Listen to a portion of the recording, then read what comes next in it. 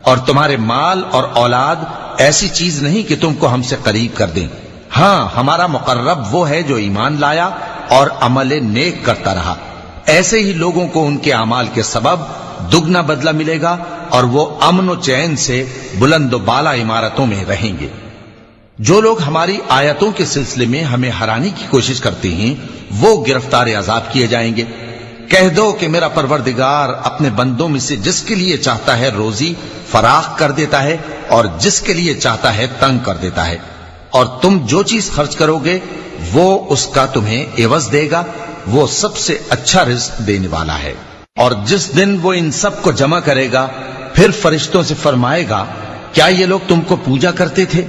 وہ کہیں گے تو پاک ہے، تو ہی ہمارا دوست ہے، نہ کہ یہ، بلکہ یہ جنات کو پوجا کرتے تھے اور اکثر انہی کو مانتے تھے. تو آج تم میں سے کوئی کسی کو نفع اور نقصان پہنچانے کا اختیار نہیں رکھتا. اور ہم ظالموں سے کہیں گے کہ اب دوزخ کے عذاب کا جس کو تم جھوٹ سمجھتے تھے مزہ چکھو. اور جب ان کو ہماری روشن آیتیں پڑھ کر سنائی جاتی ہیں تو کہتے ہیں یہ ایک ایسا شخص ہے جو چاہتا ہے کہ جن چیزوں کی تمہارے باپ دادا پرستش کیا کرتے تھے ان سے تم کو روک دے. اور یہ بھی کہتے ہیں کہ یہ قرآن محض جھوٹ ہے جو اپنی طرف سے بنا لیا گیا ہے. اور کافروں کے پاس جب حق آیا تو اس کے بارے میں کہنے لگے کہ یہ تو کھلا جادو ہے.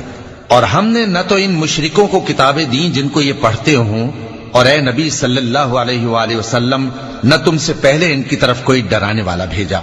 اور جو لوگ ان سے پہلے تھے انہوں نے تکذیب کی تھی، اور جو کچھ ہم نے ان کو دیا تھا یہ اس کے 10ویں حصے کو بھی نہیں پہنچے.